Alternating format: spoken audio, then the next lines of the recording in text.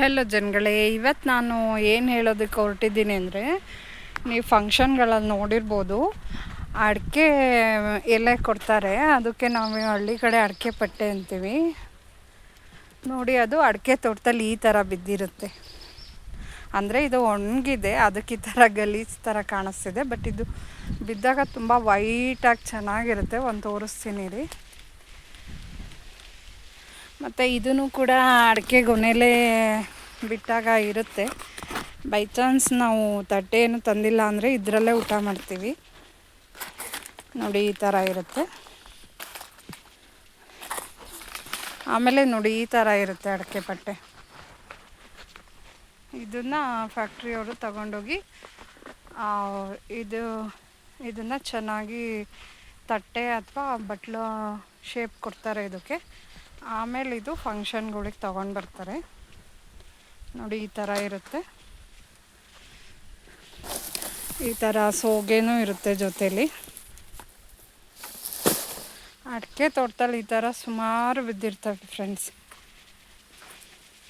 ನಾವು ತೋಟದವರು ತೊಗೊಂಡೋಗಿ ಕೊಡಬೇಕು ಅಂದರೆ ಫಸ್ಟು ಈ ಸೋಗೆ ಇರುತ್ತಲ್ವ, ಆ ಪೋರ್ಷನ್ನ ಕಟ್ ಮಾಡಿ ಬರೀ ಈ ಕಡೆದು ಮಾತ್ರ ತೊಗೊಂಡೋಗಿ ಕೊಡಬೇಕು. ನಾವೇನು ಆ ಥರ ಕೊಡೋಲ್ಲ. ಯಾಕಂದರೆ ಇಲ್ಲಿ ಅಕ್ಕಪಕ್ಕ ನಮ್ಮ ಅಕ್ಕಪಕ್ಕ ಆ ಥರ ಯಾವುದೂ ಫ್ಯಾಕ್ಟ್ರಿ ಇಲ್ಲ. ಇದು ಹಾಸನ ತಾಲೂಕು ದುದ್ದ ಹೋಬ್ಳಿಲಿ ಆ ಥರ ಯಾವುದಾದ್ರೂ ಪ್ಲೇಟ್ ಮಾಡೋ ಮೆಷಿನ್ ಇದ್ದರೂ ಇರ್ಬೋದು. ನನಗೆ ಗೊತ್ತಿಲ್ಲ ಅನಿಸುತ್ತೆ. ನಿಮ್ಗೆ ಯಾರಾದರೂ ಗೊತ್ತಿದ್ರೆ ದಯವಿಟ್ಟು ತಿಳಿಸಿ. ನಮ್ಮ ತೋಟದಲ್ಲಿ ನೋಡಿ ತುಂಬ ಈ ಥರ ವೇಸ್ಟ್ ಆಗ್ತಿದೆ. ಇದು ನಮಗೇನಕ್ಕೂ ಯೂಸ್ ಇಲ್ಲ ಫ್ರೆಂಡ್ಸ್. ನಾವು ಇದನ್ನೆಲ್ಲ ಒಂದು ಕಡೆ ಎಳೆದಾಕಬೇಕು. ಯಾಕಂದರೆ ಎಳಿಲಿಲ್ಲ ಅಂದರೆ ಉಕ್ಕೆ ಹೊಡಿತೀವಲ್ವ ಟ್ಯಾಕ್ಟ್ರಿಲಿ, ಆವಾಗ ನೇಗ್ಲಿಗೆ ಕಟ್ಕೊಂಬಿಡುತ್ತೆ. ಕಟ್ಕೊಂಡು ಅದು ಉಕ್ಕೆ ಚೆನ್ನಾಗಾಗಲ್ಲ. ಆದ್ದರಿಂದ ಎಷ್ಟು ಬಿದ್ರೂ, ವರ್ಷದಲ್ಲಿ ಎಷ್ಟು ಬಿದ್ರೂ ಇವನ್ನೆಲ್ಲ ಒಂದು ಕಡೆ ಎಳೆದಾಕಲೇಬೇಕು.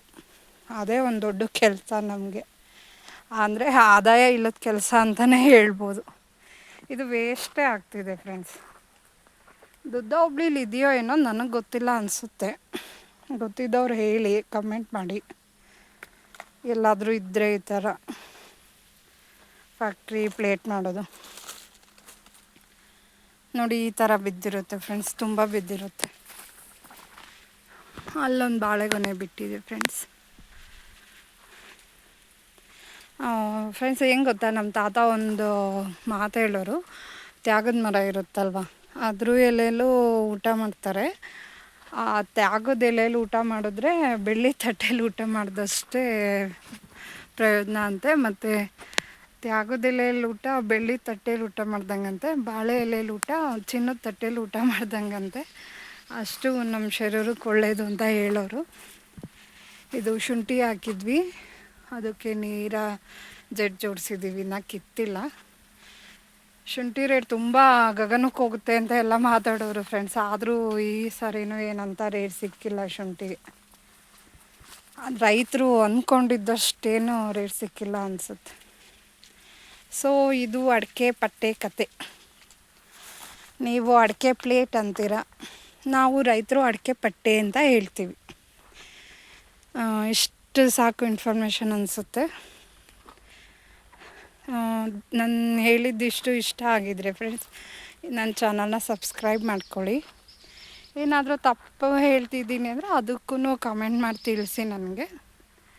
ನನ್ನ ಚಾನಲ್ ಸಬ್ಸ್ಕ್ರೈಬ್ ಮಾಡಿಕೊಂಡು ನನಗೆ ಸಪೋರ್ಟ್ ಮಾಡಿ ಫ್ರೆಂಡ್ಸ್. ಇಷ್ಟದ ಅಡಿಕೆ ಮರದಿಂದ ಅದು ಕೆಳಗಡೆ ಬಿದ್ದು ನಿಮ್ಮ ಕೈಗೆ ಸೇರುತ್ತೆ ಪ್ಲೇಟು, ಅಡಿಕೆ ಪಟ್ಟೆ ಪ್ಲೇಟ್ ರೂಪದಲ್ಲಿ. ಅದ್ರಲ್ಲಿ ನಾವು ಊಟ ಮಾಡ್ತೀವಿ. ನನಗೀಗ ಕಾಯಿ ಹೊತ್ತಾಕೋದಿದೆ ಫ್ರೆಂಡ್ಸ್. ಬಾಯ್. ಚಾನಲ್ ಸಬ್ಸ್ಕ್ರೈಬ್ ಮಾಡ್ಕೊಳ್ಳಿ.